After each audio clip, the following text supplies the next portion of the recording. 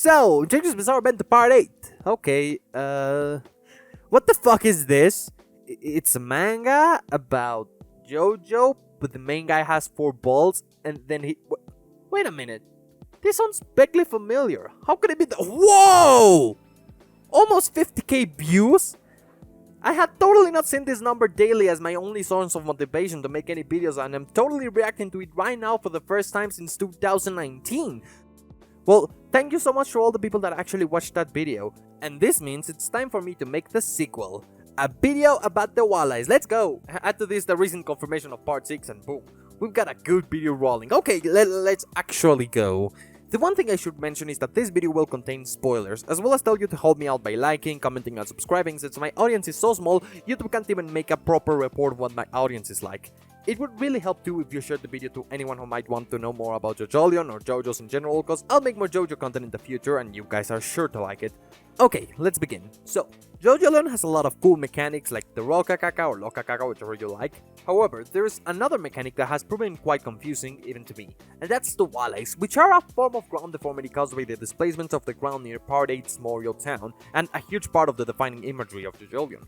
Let's talk about the things we know about the walleyes first, and later we go into a few ideas that are more so in the speculative side, and, well, less likely to be the case.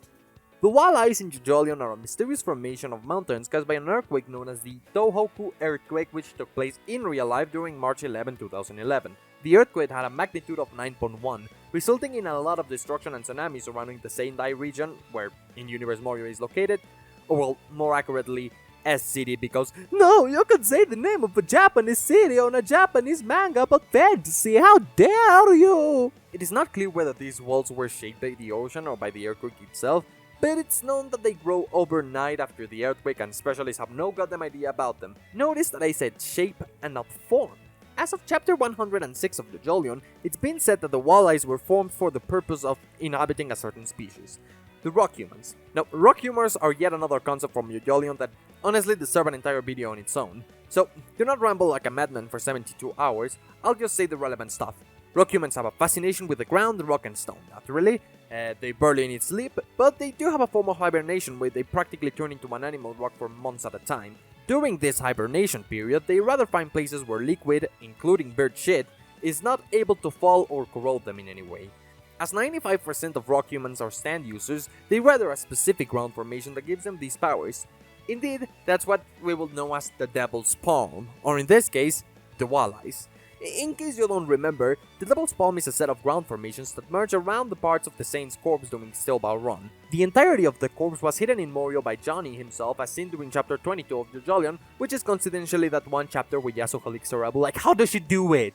So, I'm saying here that the walleyes were formed by the following 3 phenomena. First, the corpse was temporarily buried along the coast of Morio, where 2 people were revived and 2 people were killed. Second, the earthquake that shook Morio caused the land deformity to begin rising up from below the ground where the Saint's corpse was last used. It is known to have a connection as seen in chapter 99 of Jojolion, but we can say it's specifically the corpse, or, well, some people have theorized, oh, it's Johnny's corpse or anything like that. And there's this one panel, and I think it's supposed to reveal that the corpse was actually left in Morio, but I'm not quite sure. And third, the constant earthquakes and tsunamis caused displacements that gave the walleyes a look less rocky than those of the Devil's Palms.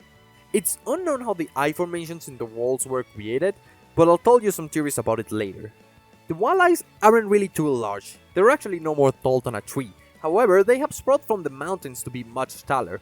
The multiple holes that appear on them, from which they got the name after school children labeled them as so, only appear higher than 15 meters from the ground, meaning the tallest of walleyes might be about 18 meters tall.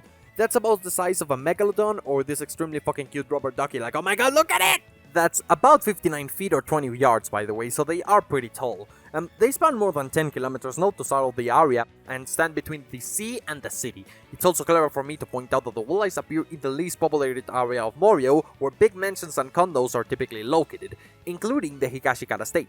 So, if someone asks you whether or not Araki forgot the walleyes, the answer is that part 8 has taken place in the west of Morio for over 45 chapters. That's almost half of Jojolion's length in chapters so far. Not only that, but given the walleyes aren't actually that tall, they've appeared several times during those 46 chapters as of the upload of this video. Many people often attribute a lot of phenomena that show up during part 8 to the walleyes. so it's very important we clear out a few events before we explain everything right. The most important wildlife formation in Jojolion is located where Johnny utilized the corpse under this tree called the Meditation Pine, and it's very close to the Higashikata state, as in, for example, when Mitsuba spots the head doctor outside the house. I don't know what type of tree this is exactly, but it is a pine, so that's very useful information! This specific area of the walleyes has apparently been used for the Higashikatas for generations to perform the equivalent exchange that takes away the rock disease curse at the cost of someone else's life. We haven't seen this ritual yet, but it's presumed similar to whatever Johnny did back in 1901. 1901? I don't know. The grounds around the Higashikata state have several paranormal abilities, all of which are not entirely explained. One of the most important ones is the fusion aspect of the soil, that seems to pan out quite far from the Higashikata state and orchard. I mention this because I want to clear the confusion here. The Rokakaka fruit does not cause any semblance of a fusion in any of its forms. It doesn't have that ability. It's the soil near the walleyes that creates the fusion. When people talk about the Rokakaka, they often mention the fusion aspect. That is not true. Yosuke was created after Josephomi and Kira underwent their exchange, which is unrelated to the fact that they got buried under the ground because of the earthquake. It's also important to say that this isn't the earthquake on March 11th. It's a different earthquake that happened on April 19, as pointed out by Damo Tamaki. You could say this is an exchange, but not the exchange showed by the Rokakaka. Finally, it is true that the walleyes leave bite marks on people, but the correlation between the marks and gaining a stand isn't quite clear, especially since rock humans use the walleyes for the purpose of unlocking their stand, yet have several natural means of protecting themselves against bites from other animals, as you can see when their skin turns to stone, trapping whoever bit them. All the other characters had their stands previously. It's said multiple times that the Higashikatas all have stands but don't discuss their existence with one another.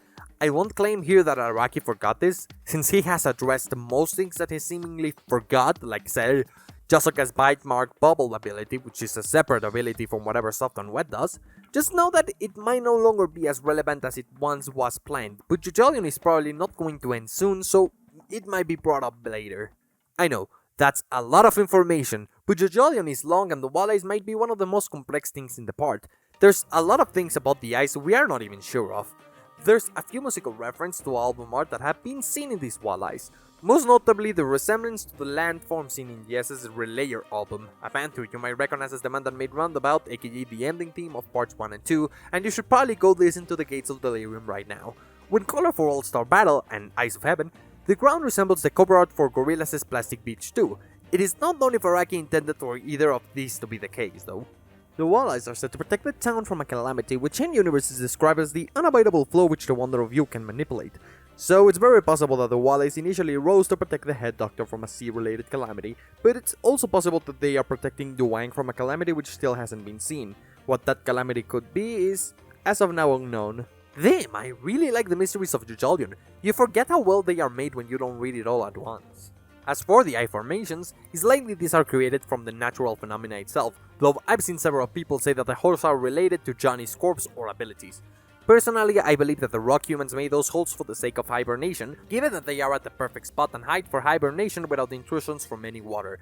Any water would just get stuck on the back of the walls if there was a tsunami or something like that, plus it's high enough that they have no chance of being flooded. This might just be explained to be a giant creature trying to bite into the town, and then the bite marks are offspring of this giant creature, which would of course be a rock animal, and I love to think that we'd get to see them fight a giant monster, but this would be only in Fantasy Dream in Nate-town, and it's probably not going to be as grandiose. So yeah, that's pretty much my speculation, left to a minimum because nobody in the universe but Araki knows what's going to happen in Jojolion. It's proven time and time again to be unpredictable, to the point where only 16 chapters of that made the original Rokakaka video, half of my theories have been decimated and the other half seem so far-fetched or are based on some things that are just wrong. If there's any takeaway from this, it might be to just stop trying to speculate about Jojolion and to just enjoy the ride. Many people are too busy speculating or trying to find plot holes, and they happen to just forget to have fun reading Araki's weirdest story so far. We don't notice how well crafted the manga is because we focus on what will happen and not on what's already happened, evidenced by how much confusion there is surrounding the walleyes even though they aren't actually that hard to explain if you understand. Maybe all of those things that we have no clue about should be left to see if Araki will answer in due time. As of now, maybe we should, just dial it a few ticks back on the speculation. I'm not saying you shouldn't speculate about the series. It's still amazing to just know how cool it would be for Yosuke to fight a giant rock monster and see another fusion between two characters, but we shouldn't bank on those ideas as definite answers, events, or just Araki for gods. Basically, what I'm trying to say is, everything here has a flow. Now, flow is a metaphor, but if you don't fight or try to predict it, you'll definitely enjoy this part.